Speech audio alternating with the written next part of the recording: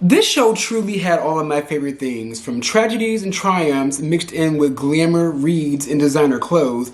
But with all that being said, I am still left disappointed in the series finale of Pose. Let's discuss.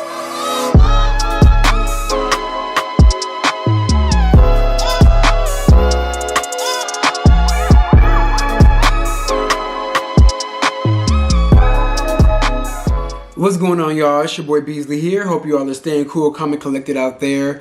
So y'all, I honestly held back on doing this. I didn't know if I wanted to make another video on Pose, but I held off on watching the series finale.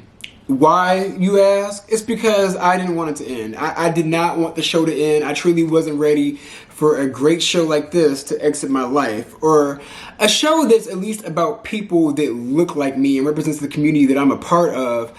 I was not really ready to depart with this show, but I went ahead and watched it last night, ripped the band-aid off, and I will say, for the most part, series finales today, y'all, are very tricky, because I gotta keep it real with you. A lot of them aren't really good because the writers are kind of burnt out by the time they get to the end of a whole entire series, especially if it's on for more than 3 seasons. They didn't really have an excuse with this show, but to be honest with you, they did the best they could. Was it great? Not really. Was it bad? Not at all. It was just okay. It was like behind the line of a good series finale. Like, it almost stepped over the line to being good, but it was just aight to me. So technically this season was 8 episodes instead of 7. I guess I was wrong in that aspect. But to start off with the positives, for one, I will say this doesn't pertain to the actual series finale, but I am truly happy that everybody on the cast has a job after this show is ending. Now, I gotta bite my own tongue, because in my last Pose video, I said I feel like a lot of these transgender women and gay men are going to be left in the dust with nothing else to fall back on after this show ends. But to my surprise, a lot of people have picked up a job, and I'm very happy about that. Blanca, I think, is about to be on a new show. Angel is about to be in a horror movie. The guy who plays Ricky is about to be on American Horror Story. Thank God for the Ryan Murphy connections there. Who else? Electra Abundance. I forgot what she's going to be doing. I think she's going to be on the show as well.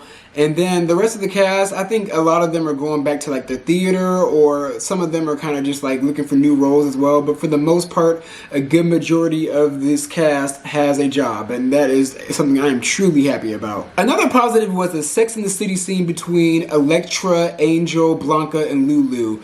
I absolutely loved that scene. I think it was in actually part 2. I loved that scene. Like, Ryan Murphy, if you don't do a spinoff for this show, that's what you need to do. A transgender version of Sex and the City, something that has never been done before. I just think it would be amazing to follow these girls who appear as cisgender women, but they're actually transgender women, and have all 4 of them navigating life. Like, having Angel navigating like motherhood. How is she dealing with that? Having Electra could have a huge story on her own. Like, we could follow her whole entire navigating through being in bed with the mob. And also with Electra probably falling in love with a high profile crime boss within that mob. That would be an amazing story. And how she also transitions her business throughout the sex industry. Like, Electra has a whole entire story that could be its own show on its own. Lulu, we can see her. She could be like the Miranda of the group. That's like the career woman, seeing how she's navigating dating. And then we can see Blanca navigating her new life, getting her nurse's degree. I don't know if she got a nursing degree at the end, or I think she was still like a nurse, a nurse's assistant, whatever you call those. But seeing Blanca navigate life and creating a family with her doctor boyfriend and them getting married, that would be amazing to see. I really hope that Ryan Murphy goes with that idea of doing a transgender Sex in the City. Like, it was really nice seeing those 4 women dressed up, looking good, going out, being ladies who lunch, just looking really good, sipping, partying, parlaying throughout the city of New York. Like, Ryan Murphy, you need to get on that. That is your spinoff. Another positive I loved was the fact that Blanca had a happy ending. Blanca went through a whole lot. Her being like the ugly duckling that was kicked out of her parents' house, coming into a community, basically leaving a community that she didn't fit into, and then coming into another community that she also did not fit into. In the beginning, you know, she couldn't pass for anything. Like, in the transgender community, from what I see, the highest regard you can get is if you could pass for a cisgender transgender woman. She wasn't able to do that, and then her navigating the fact that she had HIV, and also just trying to like go throughout and figure out adulthood the best way that she can, from the prostitution. I don't think she did any drug use. I can't remember. But she was a prostitute, she had HIV. She overall just didn't really feel like she had a place in this world, and I'm really, really happy that she was able to find her footing. I also like that they touched on the racial stereotypes within the medical industry. Like, towards like the ending of the first one, they had this white boy who was very sick, probably on his last leg of life, but then out of nowhere, he was like revitalized, didn't even look like the same person.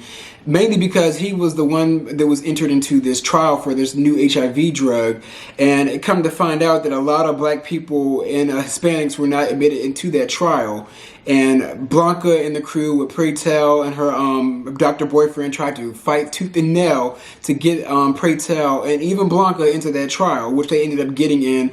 But still, at that same time, they were like two of the few black people that were admitted into that trial. So it just goes to show, and I like that they touched on the fact that there is a racial bias within the medical industry and who gets the better treatment. And the last positive I liked was Pray Tell's story being wrapped up. Now, I forgot to say this, but spoiler warning, if you haven't seen the series finale, there are spoilers, about to be a big spoiler.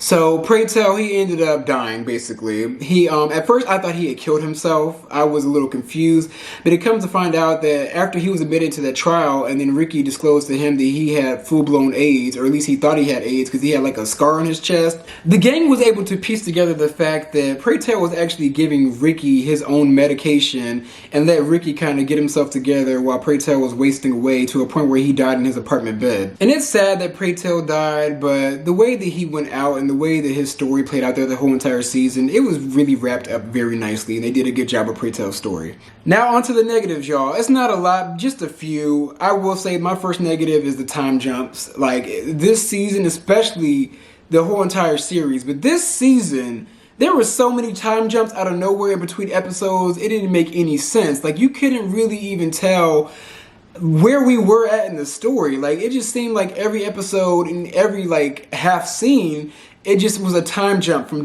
6 months to 1 year to 2 years to 3 years, and towards the end we were in 1998, almost in the 2000s.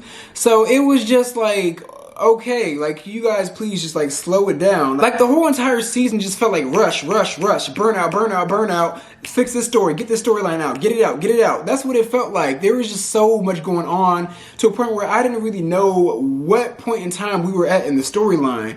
That really kind of bothered me and irritated me. I just went with the flow towards the end, because it was just like, okay, it is what it is. We're at the end of this series. But the time jumps were a little much. Another negative, a lot of the characters weren't really well fleshed out at all, especially Ricky. Ricky kind of just, I don't know what happened with his character. We honestly ended up not knowing. Him and Lulu were actually the characters we actually knew the least about. Like, it was very touch and go with their backstories and storylines. Like, who are Ricky's parents? Like, how did he get into the gay house? Especially Poppy. How did Poppy end up in the gay house? Is Poppy even considered gay? Poppy's like low-key, correct me if I'm wrong, like, can you still be straight loving a transgender woman? This is an ignorant comment from me, but I want you guys to answer it in the comments. Like, is a man loving a transgender woman still considered straight? I would really like to know. That's my ignorance on my behalf. But how did Poppy end up in the house? How did Lulu get to where she was? How did Ricky get to where he was? Like, we didn't really know much about them, and neither one of these characters ever, well, Lulu and Ricky never really got their own episode at all dedicated to them. I think Ricky had maybe one, but it was like surface level shit about like his career and like what he was doing, but never really about who he was as a person. And my last negative is with overall everybody else's story besides Pray Tell's got wrapped up so quickly. Like, it was just like very, very fast, especially with Electra Abundance. Electra Abundance's life got resolved within like half an episode. Like, she was like broke and destitute, and out of nowhere she became a rich, fabulous bitch, which is kudos to her. I mean, she kind of manifested her life if you think about it. But Electra, who else? Like I said, Ricky, Lulu, Even going back to last season, they killed off Candy way too soon. To be honest, she should have never been killed off. And don't even get me started on Damon. Now, Damon, I understand the tragic thing that he went through, but they could have like wrote something a little bit better for his character's absence. Like, it was just like, okay, he's gone, move on. But overall, y'all, it's sad to see this show go. It is just a shame. Like, I'm really, really hoping he does a spin-off or something. Like, you just have so much content that you could do, not only with these characters, but even like with the new characters being ushered in. Even with that new house at the end that Ricky became the den mother of, and Bianca was the godmother. You could do so much with the continuation of this show. And it just feels like a damn shame that it's just come to a very, very quick end like this. Like, I just don't understand. I don't think I've ever seen like a very big hit show only get 3 seasons, but it is what it is. At the end of the day, I'm proud to say that everybody has a job and everybody is doing great in life. Damon, still prayers up to you and your family. And that's my review on the series finale of Pose. There truly won't be another show like it. And if there is, it won't be for a long time, y'all. So, I don't know. Please let me know if you guys watch any other gay shows that are interesting. Not on YouTube, but actual like networks that have a budget. Please let me know. And those are my views. So be sure to like, comment, and subscribe. I'm going to come at you guys with some more content.